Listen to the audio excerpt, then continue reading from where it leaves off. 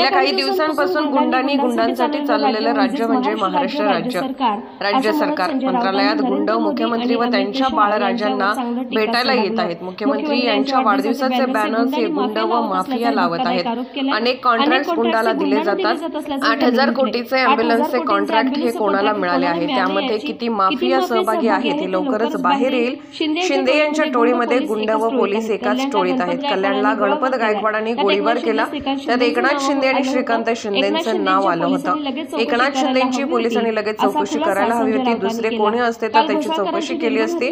झारखंडच्या मुख्यमंत्र्यांना अटक होऊ शकते, पण महाराष्ट्रात गुंडांना पाठीशी घालणाऱ्या मुख्यमंत्री यांना जाब विचारला जात नाही। काल घोसाळकरांची निर्गुण हत्या झाली आहे, यात महाराष्ट्र कायदा सुव्यवस्थेचा प्रश्न निर्माण झाला आहे। महाराष्ट्राच्या इतिहासामध्ये असं कधीच घडले नाही। या राज्याचे गृहमंत्री कुठे आहेत? ते अदृश्य झाले आहेत। गृहमंत्री विदर्भात चाय पे चर्चा करत आहेत। अतिशय अपयशी व अकार्यक्षम गृहमंत्री आहात। आज देवेंद्र फडणवीस दिल्लीला महाराष्ट्रात नवीन खून करण्याची अत्यंत अपयशी गृहमंत्री आहात। तुम्ही अकार्यक्षम गृहमंत्री आहात। तुम्हाला फक्त आमच्यावर टीका करण्यासाठी गृहमंत्री पद दिलंय। तुम्हाला फक्त शिवसैनिकांना तुरुंगात टाकण्यासाठी, त्यांच्यावर खोटे गुन्हे दाखल करून आमचा छळ करण्यासाठी गृहमंत्रीपद दिलाय। महाराष्ट्राची जनता तुमच्याकडे राजीनामा मागते आहे। नसेल तर तुम्ही या राज्याच्या गुंडांना पाठीशी घालणाऱ्या मुख्यमंत्र्यांना आणि त्यांच्या लोकांना त्यांच्यावर गुन्हे दाखल करा आणि कारवाई करा। हे अपयश सगळ्यात आधी नरेंद्र मोदी आणि गृहमंत्री अमित शहाचं आहे। त्यांनी अशा प्रकारचं माफिया राज या महाराष्ट्रावर लादलं। हा सूड आहे महाराष्ट्र। हे अपयश या राज्यावर लादलेल्या घटनाबाह्य मुख्यमंत्र्याचं आहे आणि हे अपयश या राज्याच्या गृहमंत्र्याचं म्हणजे देवेंद्र फडणवीसचं आहे। नरेंद्र मोदी आणि अमित शहा हे या राज्याचे गुन्हेगार आहेत, अपराधी आहेत। लक्षात घ्या, ज्या प्रकारचं शासन त्याने आमच्या माथी लादलेलं आहे त्याच्यामुळे महाराष्ट्रात गावागावात रक्ताचे सडे पडतात। लुटमार, दरोडे, अपहरण, बलात्कार, हत्या हे वाढलेलं आहे। काय करतात मोदी आणि शहा? त्यांनी हे सरकार लादलंय ना आमच्यावर, त्यांची जबाबदारी नाही का?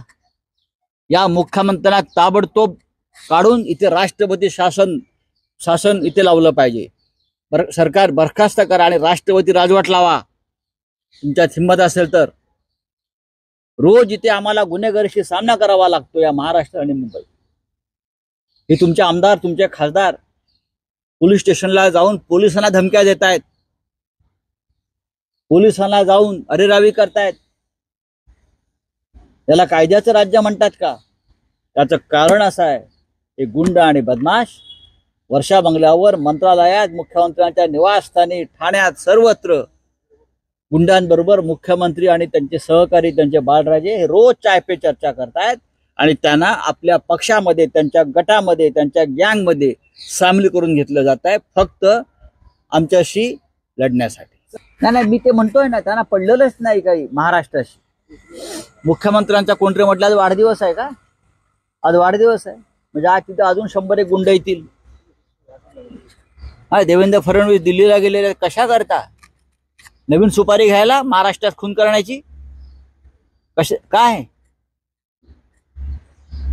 एकदा तरी एका शब्दाने तरी ते बोललेच काय या राज्याच्या कायदा सुव्यवस्थेवर कठोर कारवाई करू? कोणावर? शिवसैनिकांवर फक्त, आमच्या गुंडांवर नाही। गुंड तुमचे कोण लागतात? मुंबईमध्ये एका लोकप्रतिनिधीची हत्या होते। हा, मुंबईमध्ये एका लोकप्रतिनिधीची हत्या होते दिवसा ढवळ्या कॅमेरा समोर। कल्याण त्यांच्या जिल्ह्यामध्ये पोलीस स्टेशनमध्ये हत्या होत आहेत, गोळीबार होतो आहे आणि वाढदिवस कसले साजरे करतायत? मी त्यांना शुभेच्छा इतक्या देईन, बाबा रे 1.5 वर्ष भोगलत, महाराष्ट्राची वाट लावलीत, आता दूर व्हा। या माझ्या शुभेच्छा आहेत महाराष्ट्रासाठी। झालं, तुमची इच्छा पूर्ण झाली ना महाराष्ट्राची वाट लावण्याची, महाराष्ट्राला बदनाम करण्याची, महाराष्ट्र खतम करण्याची, महाराष्ट्राच्या अस्मितेला चूल लावण्याची दिल्लीच्या मदतीनं।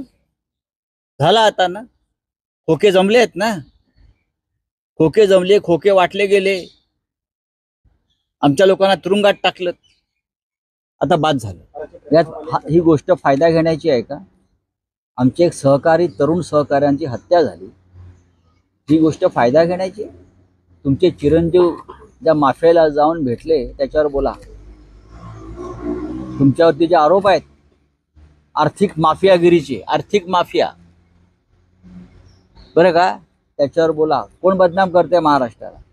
प्रधानमंत्र्यांनी जे तुम्हाला ओळखतात, म्हणता ना, मला ओळखतात मोदी, मला विचारतात काय अजित,